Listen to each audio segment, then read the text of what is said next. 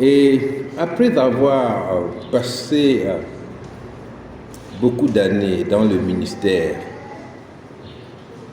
je constate que le désordre, n'est-ce pas, le contraire de la discipline, bien l'un des contraires de la discipline, le désordre, l'indiscipline et la désobéissance dans la vie des chrétiens et dans l'Église ne se règle pas simplement par une bonne prédication et des remarques, par un comportement affectueux des responsables, par des remarques, des coups de fil. On n'arrive pas toujours à régler les problèmes d'indiscipline dans la vie du croyant. Et ces problèmes d'indiscipline peuvent atteindre une amplitude telle que vivre ensemble devient très, très, très pénible. Et il nous faut plus. Parce que, en fait, ce que les responsables spirituels ne discernent pas en général, c'est qu'il faut aussi s'assurer que celui qui écoute a la capacité d'obéir. C'est pour cela que ce message, je l'ai intitulé « La capacité d'obéir », être capable d'obéir. Vous pouvez gronder un caillou, l'entraîner autant que vous voulez, vous ne pourrez pas lui apprendre à nager. Vous êtes d'accord avec moi? Parce que ce n'est pas dans ses fonctions. Le caillou n'a pas la capacité de nager. Et parfois, comme responsable spirituel, nous essayons de faire nager des cailloux. Parce que l'autre a été là, il a été devant nous, mais nous lui imposons de grimper avec nous la colline que nous n'arrivons pas nous-mêmes à grimper. C'est pour cela que David a prié le Seigneur, lui demandant de le conduire sur le rocher qui est trop élevé pour lui. David, qui était ami de Dieu, a vu que le rocher où Dieu voulait le voir, où Dieu voulait le rencontrer, était trop élevé pour lui. Il dit, conduis-moi sur le rocher trop élevé pour moi. Alors, les personnes à qui nous parlons, est-ce que ces personnes ont la capacité, elles aussi, de parler ainsi à Dieu? Parce qu'il y a une opération profonde que Dieu fait dans le cœur de ceux qui le cherchent pour les conduire à devenir des enfants de Dieu. Dans le livre des Actes des Apôtres au chapitre 19 et au verset 2, nous lisons en Actes 19, 2, que l'apôtre Paul, quand il rencontre des disciples là-bas à Éphèse, donc Paul était à Éphèse, il évangélisait, il a vu des disciples, c'est-à-dire c'était des gens qui aimaient Jésus, qui voulaient suivre Jésus. Et à Éphèse, il y avait un homme qui avait travaillé, un homme remarquable par sa connaissance des Écritures, par son éloquence, c'était Apollos. Mais Apollos parlait de Jésus sans avoir connu Jésus. Apollos parlait de Jésus-Christ en s'appuyant simplement sur l'Ancien Testament, qu'il maîtrisait bien. Mais Paul avait rencontré Jésus. Et donc Apollos avait fait là des disciples et avec d'autres gens, mais c'était des disciples de Jean-Baptiste en réalité. Et des disciples de Dieu, parce que Jean-Baptiste leur parlait de Dieu. Et il les rencontre et Paul leur demande, avez-vous reçu le Saint-Esprit quand vous avez cru? Vous voyez la question de Paul. Paul dit, attention, là il s'agit de nager. Est-ce que j'ai affaire à des cailloux ou à des poissons? Donc il leur dit d'abord, avez-vous reçu le Saint-Esprit quand vous avez cru? Et il lui répond, nous n'avons pas même entendu dire qu'il y ait un Saint-Esprit. Il n'en était pas informé. Ceci est très important parce que nous pouvons venir à Dieu simplement dans le cadre d'une rectification morale, c'est-à-dire on vole et moi je vois que voler ce n'est pas bon. J'entends un bon message sur le vol et je me dis je vais abandonner le vol. Le mensonge, le péché, ce n'est pas une bonne chose. Et ensuite nous disons oui, je veux marcher avec Jésus-Christ et quelqu'un vous dit vous êtes sauvé. Ou bien vous-même vous dites, je suis sauvé, comme tel autre que j'ai vu faire comme moi, je suis sauvé. Mais il faut toujours vous rappeler que les musulmans authentiques font eux aussi une rectification morale. Dans la plupart des religions, un comportement vertueux est la condition pour obéir à Dieu. Les religions, ce n'est pas simplement pour établir un ordre de sorcellerie. Non, les religions, en général, correspondent à un effort de l'homme pour se rapprocher de Dieu, pour le connaître. Et donc, la question morale est là. On veut changer, on veut se réformer. Donc, la question est la suivante. Quelle est la différence maintenant, après cela, entre le chrétien et le musulman? Ou bien entre le chrétien et quelqu'un qui a choisi de marcher selon une bonne morale. Beaucoup de personnes se sont posées cette question. Et c'est pour cela qu'on entend même des chrétiens dire que il y a partout des gens qui servent Dieu, même plus que nous. Parce qu'ils voient des gens qui sont plus moraux qu'eux et pour eux le service de Dieu c'est la morale. Et on les voit classer les croyants, voilà, si on veut marcher avec Dieu, on peut choisir Jésus-Christ. Il y a aussi les gens comme Gandhi qui ont vraiment... ils prennent l'exemple de Gandhi qui est l'icône des hindouistes. Ils prennent l'exemple de Mère Teresa. Ils prennent plusieurs exemples comme ça parce que pour eux, il n'y a que la question morale. Mais l'apôtre dit, as-tu reçu le Saint-Esprit? Alors, je voudrais insister maintenant sur le fait qu'on ne peut rencontrer le Seigneur que si on le cherche de tout son cœur. Vous pouvez être embarrassé par le poids de vos péchés. C'est normal.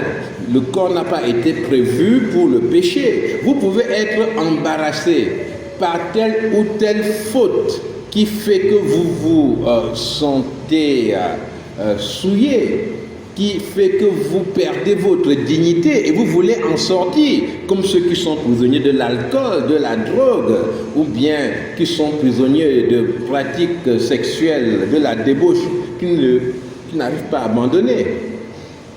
Mais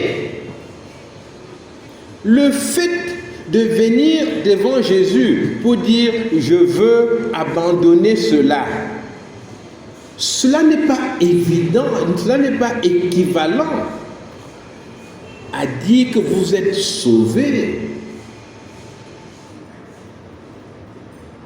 Maintenant, la question centrale, c'est de savoir, est-ce que vous êtes disposé à ce que Jésus-Christ soit le maître de votre vie? est-ce qu'il soit le chef de votre vie? Je vais mettre en termes plus simples. Est-ce que vous êtes prêt, à cause de Jésus-Christ, à déplaire à votre père, à votre mère? Ça, c'est pour les enfants sages, n'est-ce pas? Est-ce que tu es prêt à aimer Jésus plus que papa, plus que maman, et à lui obéir?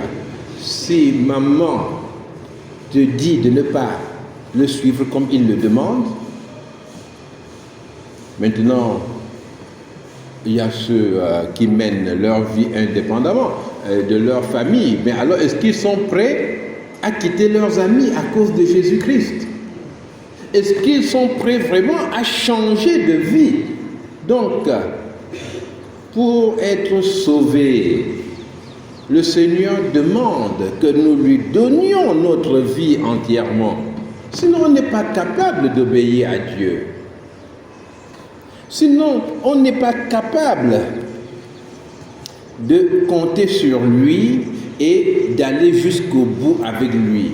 Quelque part, nous nous ferons éliminer. Quelque part, nous allons nous arrêter. Nous serons dans une église. Nous pourrons même occuper des postes importants dans cette église-là, mais on n'y sera pas du tout. Parce que nous n'avons pas reçu l'Esprit de Dieu qui vient en toi produire la vie de Dieu. Je voudrais dire encore un mot sur cette question spécifique. Quand on reçoit quelqu'un d'important chez soi, quelqu'un qui est venu vous faire du bien, quelqu'un dit « je viens changer ta vie », vous êtes très content. Il va faire des investissements, il va tout améliorer. Quand vous sortez de la maison, le matin, bon, vous allez à votre activité habituelle et vous revenez le soir, vous êtes tout content. Pourquoi? Parce que vous vous dites qu'il va avoir des surprises. Mais si vous entrez chez vous et vous vous rendez compte qu'il faut refaire tous les efforts, je dois refaire la cuisine, il me dit seulement oui, courage, bats-toi, bats-toi, bats-toi. Voilà, c'est tout son travail ça. Alors que je comptais sur lui pour tout changer, vous serez déçus. Parce que quand vous recevez quelqu'un qui vient changer votre vie, quand vous entrez chez vous, vous vous rendez compte qu'il y a des surprises, des choses que vous n'attendiez pas. Voilà Jésus dans votre vie. Quand il vient dans un cœur, vous découvrez des capacités que vous n'aviez pas. Dans des situations particulières, vous vous rendez compte que vous avez reçu une force surnaturelle. Mais malheureusement, oui, malheureusement, la Bible nous dit que le royaume de Dieu ne vient pas de manière à éblouir les regards. Vous voyez, ça ne vient pas comme un coup de tonnerre où les voisins sont au courant de ce qui se passe chez vous. Quand vous le racontez aux autres, ils disent « Ah, c'est la coïncidence, c'est un ensemble de circonstances. » Si vous-même vous êtes distrait, vous trouvez que ça s'est arrangé comme ça. Mais pour ceux qui s'attachent vraiment au Seigneur, vous reconnaissez « Oui Seigneur, j'ai été l'objet d'un miracle. Il y a des choses que tu as réellement changées dans ma vie. Et je dois reconnaître que ce n'est pas moi-même qui l'ai changé. C'est toi qui as changé cela. » Dieu change des choses dans nos vies. Lorsque j'avais 19 ans, je fumais beaucoup. Et à l'époque, on fumait. Je ne vous dis pas qui fumait avec moi, n'est-ce pas, hein? Mais vraiment, depuis l'âge de 16 ans, n'est-ce pas, j'avais commencé à fumer. Et lorsque j'ai rencontré le Seigneur, je me suis dit qu'il fallait que j'arrête de fumer. Parce que la cigarette, ça donnait des toux terribles. Et puis, bon, c'est pas seulement que ça coûtait cher, mais on sentait un véritable esclavage. Bon, aujourd'hui, on ne fume plus tellement, hein. Je ne vois pas beaucoup de gens fumer. Mais à l'époque, c'était quand même une mode. Et puis, en réalité, quand on fume, c'est ça que les gens qui ne fument pas ne comprennent pas. Parce qu'on dit, tu fumes pourquoi? Abandonne ça, c'est quoi? Tu dépends. Non, quand on fume, mais on ne se sent pas seul. Hein? C'est-à-dire que parfois, à 3 heures du matin, alors, j'étais couché et puis j'essaie de ramasser mon paquet de cigarettes au sol, je le prends et puis j'allume une cigarette et bon, ça va, je suis bien. Je ne m'en vais pas chercher, je suis vraiment bien dans ma chambre avec ma cigarette. Et j'ai essayé d'arrêter de fumer plusieurs fois, je n'y arrivais pas. Et lorsque je me suis tourné vers le Seigneur, c'était pour moi là le miracle, n'est-ce pas? Parce que j'ai dit non, j'arrête de fumer, je veux plaire à Dieu, Seigneur, aide-moi. Et c'était bizarre. Bon, je ne dis pas que c'est la même chose pour tout le monde. Ça, c'est ma part, n'est-ce pas? Mes choses avec Dieu, hein? Mon intimité avec Dieu. Je vous permets de voir un peu, n'est-ce pas, de ça. Chacun de vous a la sienne. Mais je vous assure, je n'ai plus aimé la cigarette. C'est-à-dire que je n'avais pas envie de fumer. Ce n'est pas que je me retenais de fumer. J'ai dit, Seigneur, une chose comme ça, ce n'est pas moi qui ai mis ça. Je vois dans ma vie quelque chose qui ne vient pas de moi. Je vois des capacités que j'ignore, que j'ignorais, que je n'avais pas. C'est nouveau. Et il y a eu plusieurs éléments comme cela dans ma vie. Moi qui vivais dans l'angoisse de la mort, mais vraiment dans la peur de partir et puis de me retrouver en enfer, parce que j'étais convaincu qu'il y avait un enfer. Et je faisais des songes où tout à coup on disait que Jésus est revenu. Et là, je me réveillais tout de suite. Hein? Et j'étais content de me réveiller parce que là, en regardant bien la situation dans mon songe, je partais en enfer, vous voyez. J'avais entendu dans mon cœur que je devais marcher avec Jésus-Christ et je savais qu'il fallait lui donner ma vie, que ce n'était pas simplement des petites choses. Je savais qu'il était très très exigeant. J'avais commencé à lire la Bible lorsque j'avais 9 ans et puis j'étais moniteur au culte d'enfants, donc je connaissais des choses. Et je savais même que j'étais mieux que beaucoup de gens, et quand même que beaucoup de pasteurs, vous voyez. Mais dans mon cœur, je n'avais pas la paix. Et lorsque j'ai choisi de me soumettre à Jésus-Christ entièrement, qu'est-ce qui s'est passé? Sans que je le sache, l'angoisse du jugement de Dieu est partie. Je ne savais pas que c'était parti. J'étais un jour au restaurant universitaire avec des amis qui étaient théologiens. Et puis ils discutaient. Voilà, est-ce qu'on peut être sûr d'être sauvé? Et chacun donnait son avis à tour de rôle. Et à mon tour, j'ai dit simplement, mais la question ne m'embête même pas, je ne me sentais pas du tout, et c'est là que j'ai compris, il n'y avait pas d'angoisse par rapport à cette question. Et quand je suis allé à l'église, enfin c'était le dimanche, mais 2 dimanches après, j'ai vu des chants où on chantait que voilà, nous serons sauvés, merci de nous avoir sauvés. Je me suis dit, mais peut-être qu'on dit ça, alors peut-être qu'on est sauvé, hein, tout de suite. Je ne savais pas que celui qui croit en Jésus-Christ a la vie éternelle. Et j'ai regardé dans la Bible et j'ai vu, oui, il a la vie éternelle. Mais avant de le savoir, l'angoisse de l'enfer avait disparu de mon cœur. C'est-à-dire que j'ai été sauvé avant de savoir que j'étais sauvé. Et si vous vous tournez vers le Seigneur de tout votre cœur, eh bien vous allez trouver dans votre vie beaucoup de choses qui ont été mises par Dieu lui-même. Ce ne sera pas une succession d'efforts, une difficulté. Tous les jours, la main tendue vers le péché, demander le secours à gauche, à droite, et dire, ah, qu'est-ce que je devais faire? C'était plus fort que moi. Non, vous arrêterez avec des discours comme ça.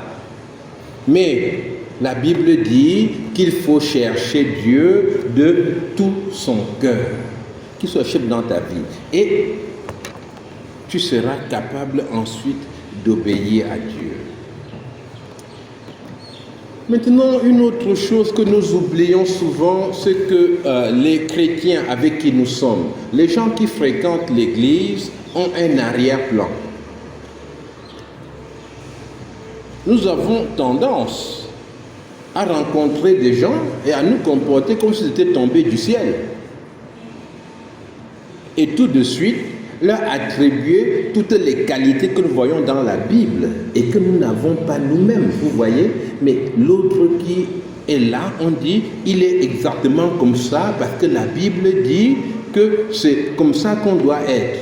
C'est une erreur. C'est une erreur. Beaucoup de personnes aujourd'hui ne viennent pas dans une église donnée pour dire je veux connaître Jésus. Beaucoup viennent ayant déjà fait des expériences de conversion. Et beaucoup viennent des églises dites réveillées. Les églises réveillées, je crois, en général, ce sont les églises où on parle beaucoup du Saint-Esprit et où on privilégie l'expérience en général sur la parole de Dieu. C'est-à-dire ce qu'on a vécu, ce que mon pasteur a vécu, vraiment c'est cela qu'on va vivre et puis le pasteur va avoir des paroles, des révélations, des choses comme ça.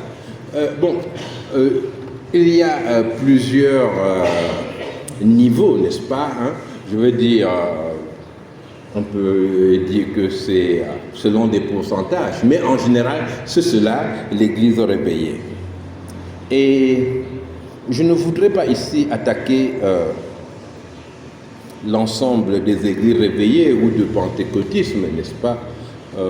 J'ai une reconnaissance éternelle envers des frères, des sœurs qui font partie du mouvement pentecôtiste, mais j'ai une reconnaissance encore plus grande envers le Seigneur Jésus-Christ, pour qui je travaille. Et je voudrais dire que l'un des problèmes et des personnes qui viennent des églises réveillées, c'est que ces églises refusent de donner un sens à la souffrance. Vous savez, quand l'église ne donne pas un sens à la souffrance, eh bien, nous nous efforçons de construire un paradis terrestre. C'est-à-dire que si Dieu m'aime, qu'il donne ma part aujourd'hui, ici et maintenant. Si Dieu m'aime, pourquoi est-ce que je marche à pied alors qu'il y a des voitures qui passent là devant? Si Dieu vit en moi, eh bien, je vais montrer la voiture que je veux à Dieu et prier que la voiture soit là. Et si j'ai assez de foi, je vais même donner un temps limite à Dieu. Seigneur, je te donne 3 jours pour donner ma voiture. Moi, si j'avais ce pouvoir, je ne donnerais pas 3 jours, je donnerais 10 minutes, même 5 minutes pour que j'ai ma voiture. Comme ça, si je suis occupé, je viens voir ça demain. Mais dans 5 minutes, Dieu me dépose la voiture là à côté. Vous voyez?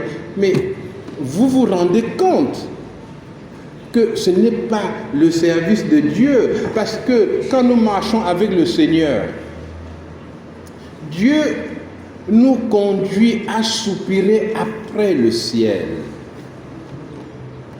Il n'y a pas de vie chrétienne qui ne soit tournée vers les choses célestes. Rencontrer Dieu, attendre le retour de Jésus-Christ, c'est cela. Et privilégier ce qui est céleste sur ce qui est terrestre. Comment va-t-on obéir à Dieu? Je sens que mon bonheur ici-bas, c'est d'accumuler tout ce que j'ai, tout ce que les autres peuvent me donner. Et l'enseignement de Dieu, c'est quoi? C'est de donner.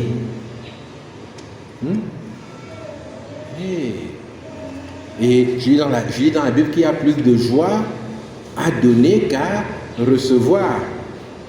Et je me dis, ça c'est un verset, il y a des versets comme ça, je passe tout de suite, parce que je suis fixé sur l'expérience. Non, il faut que nous donnions un sens à la souffrance.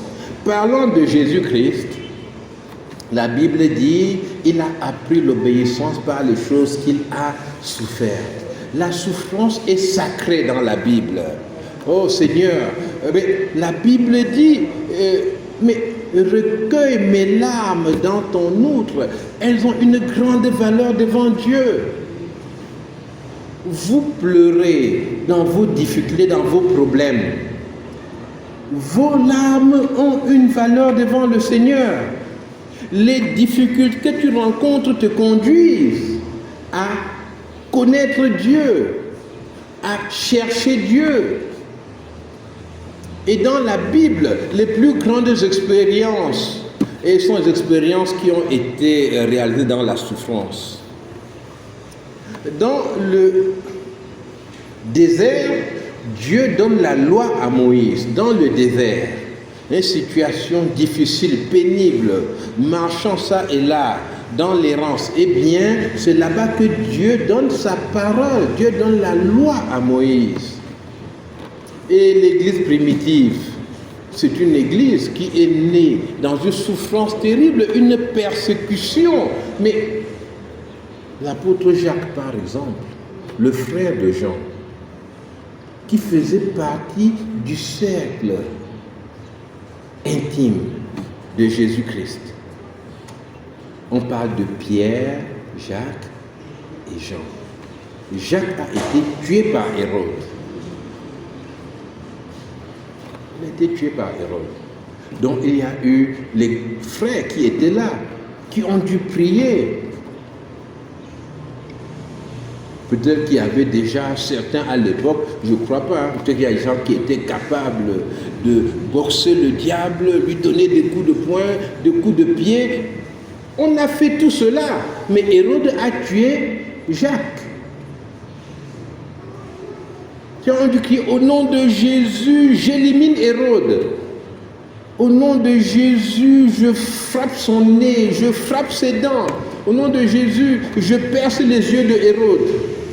Les gens ont dû prier tout cela. Je lui donne un coup de pied. Je l'envoie en enfer tout de suite. Les plus spirituels ont prié pour détruire les démons qui agissaient en Hérode. Je lis ce démon. Je le ficelle comme un bâton de manioc. Et je le jette dans le... Voilà, ils ont prié toutes ces belles prières. Vous vous rendez compte? Des gens ont pu prier comme ça. Mais ils ont vu que Jacques a été tué par Hérode. Alors, je voudrais te dire une chose. Tu ne peux pas échapper à la souffrance.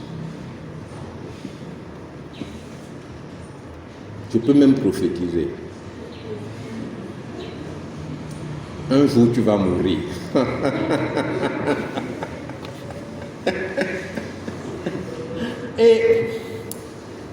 Mais Quand tu vois que le monde est organisé comme ça et qu'il y a des événements douloureux, terribles à venir, mais comment tu peux te fabriquer un paradis terrestre? C'est une erreur. Et beaucoup de personnes viennent d'une religion où c'était comme cela et où on privilégiait plutôt l'expérience, la recherche d'un paradis terrestre. Alors, lorsque je regarde Internet, je vois beaucoup de prédications très intéressantes. Enfin, intéressantes, je veux dire, on voit des gens qui prêchent comment on peut mieux travailler avec Dieu, comment on peut s'organiser avec Dieu. Et on voit effectivement que beaucoup de ces gens, ce ne sont pas des pasteurs, comme ils le disent, ce sont des bons coachs, des coachs spirituels. Et ils sont très doués. Je me demande pourquoi ils ont besoin d'en faire une prédication chrétienne, de faire un enseignement ouvert à tout le monde. Parce que ce qu'ils disent, ça intéresse tout le monde. À la fin, ça ne conduit pas à une relation meilleure avec Dieu, ça te conduit à un développement personnel, comme un travail que tu vas apprendre en vue de gagner ta vie.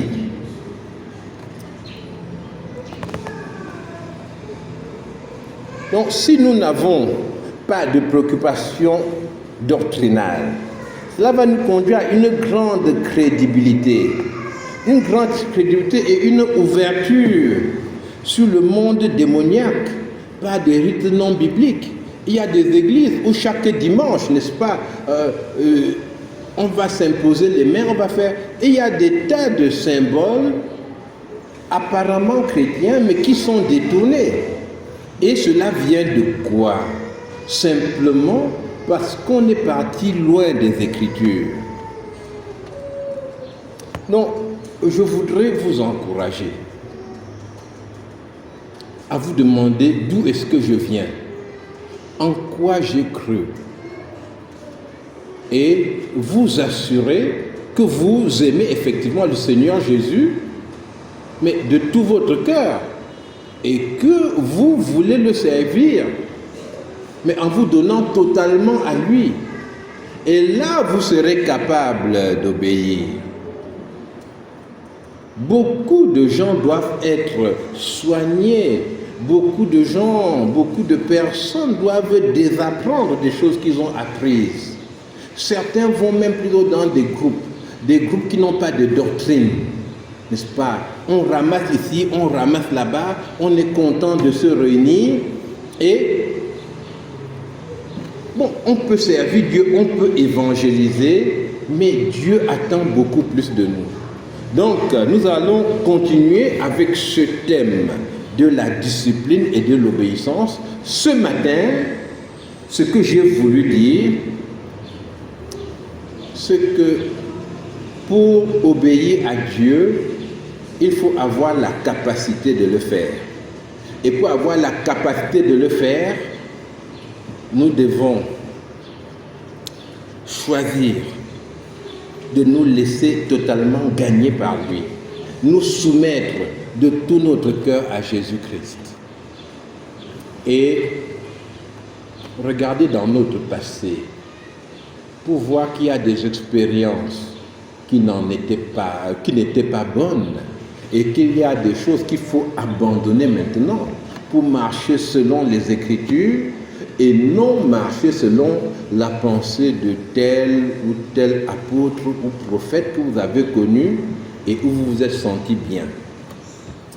Que le Seigneur vous bénisse. Nous allons prier.